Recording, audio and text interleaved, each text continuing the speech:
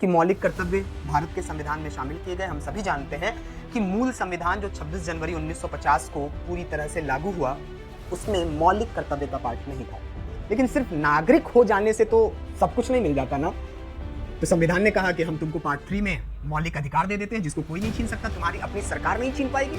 देश दे दिया, नागरिकता दे दी, मौलिक अधिकार दे दिया, राज्य के नीति निर्देशक तत्व दे दिया, तुम मेरे लिए क्या करोगे? ये नॉन जस्टिबल इन नेचर रखा गया कि किसी से भी गला दबा करके नहीं कहा जा सकता कि तुम देश प्रेम करो, बल्कि खुद ब खुद जब एक शासन प्रणाली बेहतर तरीके से चलती है, नागरिकों को पूर्ण अधिकार देती है, उनके लिए बेहतर योजनाओं का इम्प्लीमेंटेशन करती है, तो नागरिकों के अंदर स्वतः अपने मुल्क से, अपने देश से मोहब्बत उत्पन्न होने लगती। तो फिर प्रश्न उठता है कि ये मौलिक कर्तव्य की प्रासंगिकता क्या आज भी है? बिल्कुल है। आज के परिवेश में जहां हिंदुस्तान में तरह तरह की बातें उठ रही हैं, तरह तरह के एक्सट्रीमिस्ट लोग अपनी अपनी बातें कर रहे हैं, कोई अलग कम्युनिटी बनाना चाहता है, कोई अलग अवधारणा के आधार पर देश को वापस से पुनर्निर्मित करना चाहता है।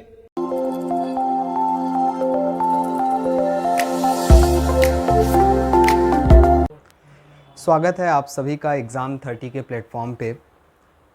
एग्ज़ाम 30 का प्लेटफॉर्म अपने आप में एक ऐसा प्लेटफॉर्म है जो स्टूडेंट्स के लिए एक ऐसा इन्वायरमेंट क्रिएट करने पे विश्वास करता है कि वो अपने आप को सेल्फ मोटिवेट भी रख सकते हैं और अपनी प्रिपरेशन को एग्ज़ाम 30 के साथ जुड़ करके आगे भी बढ़ा सकते हैं। आज का जो विषय है वो मौलिक कर्तव्य है।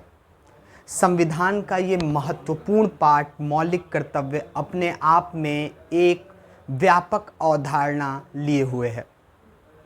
लेकिन फर्स्ट ऑफ ऑल अगर हम मौलिक कर्तव्य की बात कर रहे हैं तो उससे पहले हमें नागरिकता की बात करनी पड़ेगी। एक दार्शनिक हैं कैटोलिन, उनका कहना है कि नागरिकता किसी व्यक्ति की वह वैधानिक स्थिति होती है जिसके कारण वह राजनीतिक रूप से संगठित समाज की सदस्यता प्राप्त कर सकता है तथा विभिन्न राजनीतिक और सामाजिक अधिकार भी प्राप्त कर सकता है। लेकिन फर्स्ट ऑफ ऑल, क्या नागरिकता सिर्फ अधिकारों का बोध कराती है? नहीं, कर्तव्यों का बोध कराती है। ये कर्तव्यों के साथ साथ अधिकारों का बोध कराने वाली शब्दावली है नागरिकता। लेकिन पहला प्रश्न ये उठता है कि ये जो नागरिकता शब्द है, इसके साथ जो दो टर्म जुड़े हुए हैं, एक मौलिक अधिकार और दूसरा मौलिक कर्तव्य,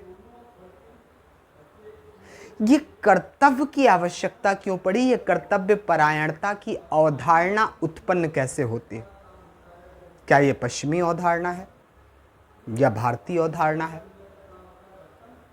तो अगर गौर करें तो भारत के पुरातन इतिहास पे जब हमारी नज़र जाएगी तो हमें मालूम होगा कि ये कर्तव्य परायणता भारत की इतिहास की आधारशिला रही है।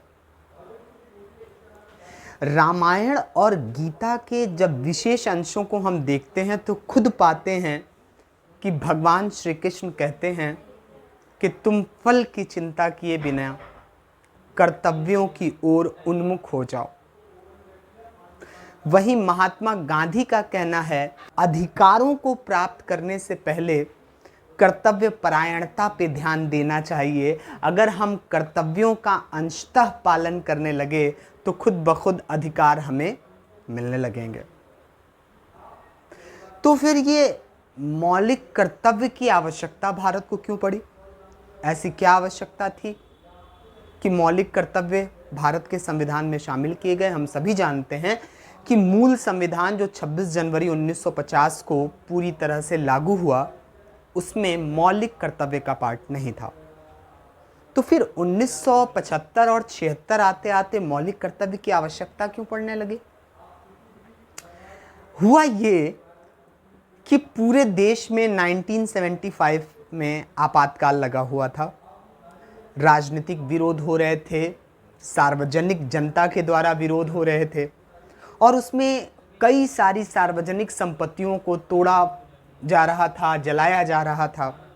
और इसमें बोध ये हुआ कि सिर्फ हमारा संविधान अधिकार को ही देता है, वो कर्तव्यों को इंगित नहीं करता है।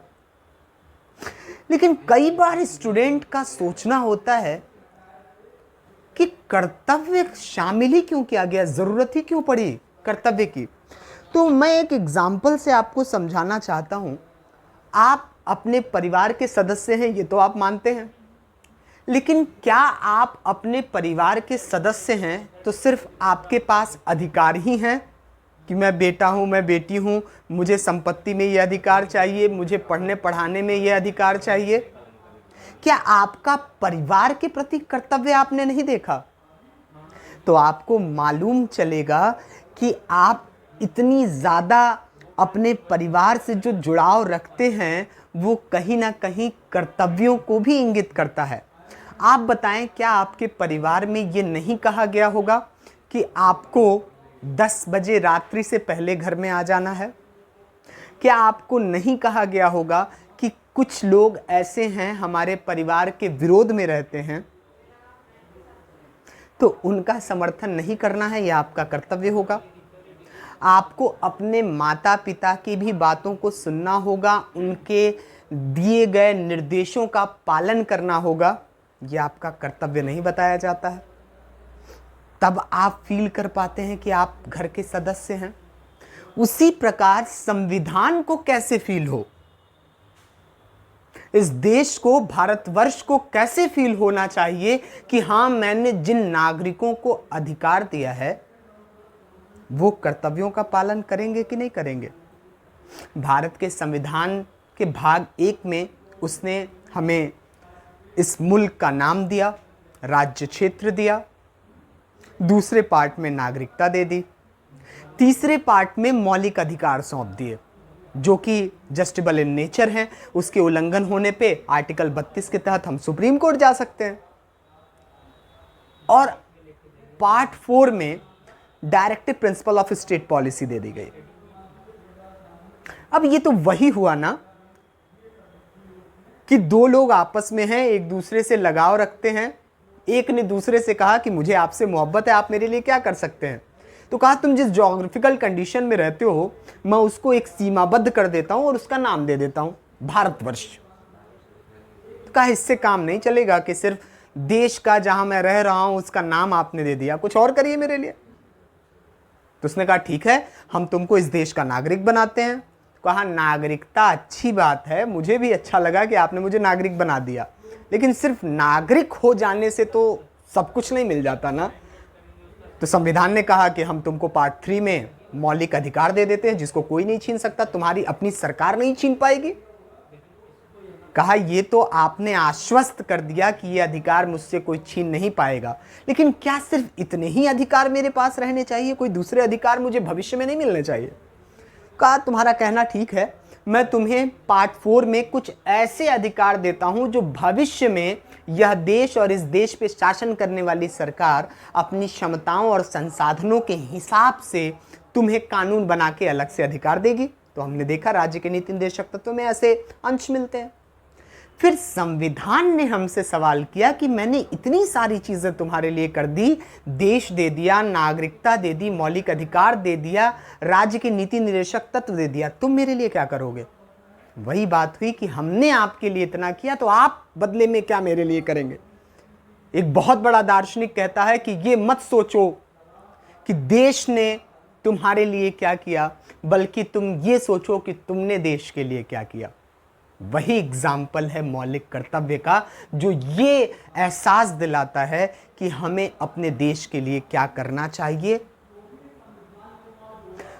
तो 1975 के आपातकाल के दौरान स्वर्ण सिंह नामक एक समिति बनाई गई और उस स्वर्ण सिंह समिति ने जो सिफारिश दिए उसके आधार पर 42वां संविधान संशोधन किया गया, जो एक लघु संविधान भी कहा जाता है संशोधन को।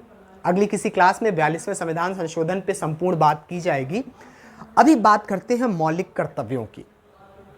मौलिक कर्तव्य की जो सिफारिश की स्वर्ण सिंह समिति ने, उसमें 42वें संविधान संशोधन के तहत 10 मौलिक कर्तव्यों को शामिल किया गया, जिसमें महिलाओं का सम्मान करना, राष्ट्र की एकता, अखंडता का सम्मान करना, भारत के संविधान को मानना, भाईचारा बनाना, मनोवैज्ञानिक दिमाग रखना, इस सब चीज़ों पे बातें की गई हैं, पर्यावरण के संरक्षण पे बातें की गई।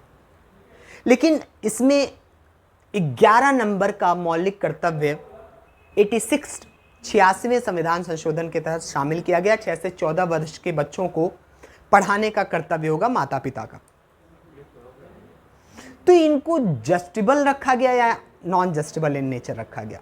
ये नॉन जस्टिबल इन नेचर रखा गया कि किसी से भी गला दबा करके नहीं कहा जा सकता कि तुम देश प्रेम करो, बल्कि खुद ब खुद जब एक शासन प्रणाली बेहतर तरीके से चलती है, नागरिकों को पूर्ण अधिकार देती है, उनके लिए बेहतर योजनाओं का इम्प्लीमेंटेशन करती है, तो नागरिकों के अंदर स्वतः अपने मुल्क से, अपने देश से मोहब्बत उत्पन्न होने लगती है। लेकिन इसका अर्थ ये बिल्कुल नहीं है कि हम अपने देश का अपमान करें, उसके झंडे, उस तिरंगे का, संविधान का उल्लंघन करने लगे। जो चुन करके आई हुई सरकार है और बैठे हुए सत्ता पे जो हमारे प्रधानमंत्री, मुख्यमंत्री हैं, हम उनको अपमानजनित शब्दों का प्रयोग करने लगे, ये बिल्कुल संविधान नहीं कहता। तो समय समय पे कानून बना करके इसको न्यायोचित भी किया जा सकता है। तो फिर प्रश्न उठता है कि ये मौलिक कर्तव्य की प्रासंगिकता क्या आज भी है? बिल्कुल है। आज के परिवेश में जहां हिंदुस्तान में तरह तरह के बातें उठ रही हैं, तरह तरह के एक्सट्रीमिस्ट लोग अपनी अपनी बातें कर रहे हैं, कोई अलग कम्युनिटी बनाना चाहता है, कोई अलग अवधारणा के आधार पे देश को वापस से पुनर्निर्मित करना चाहता है, उसमें भारत के संविधान का मौलिक कर्तव्य कह रहा है कि हमें आपस में भाईचारा रखना है, भारत की एकता, अखंडता को अक्षुण्ण बनाए रखना है और मनोवैज्ञानिक चेतना का विकास करना है। इसलिए मौलिक कर्तव्य की प्रासंगिकता आज भी बनी हुई है और इसे हमेशा ऐसे ही कायम रखा जा सकता है। शर्त इतनी है कि हम अपने अधिकारों का जहां तक पालन पोषण कर रहे हैं, उसको प्राप्त कर रहे हैं, उसको फील कर रहे हैं, तो हमारा दायित्व ये है कि हम मौलिक अधिकारों के साथ साथ मौलिक कर्तव्यों को भी समझें और उसे फॉलो करें। एग्ज़ाम 30 का प्लेटफॉर्म आपके लिए इसलिए भी काफ़ी लाभदायक सिद्ध हो सकता है क्योंकि ना सिर्फ ये फैक्चुअल नॉलेज देगा बल्कि आपके कॉन्सेप्ट को भी बिल्ड करेगा ताकि आप इस 11 मौलिक कर्तव्यों को हमेशा के लिए आत्मसात कर सकें और इसकी ज़रूरत को भी समझ सकें। देखते रहिए एग्ज़ाम 30 का प्लेटफॉर्म। जय हिंद।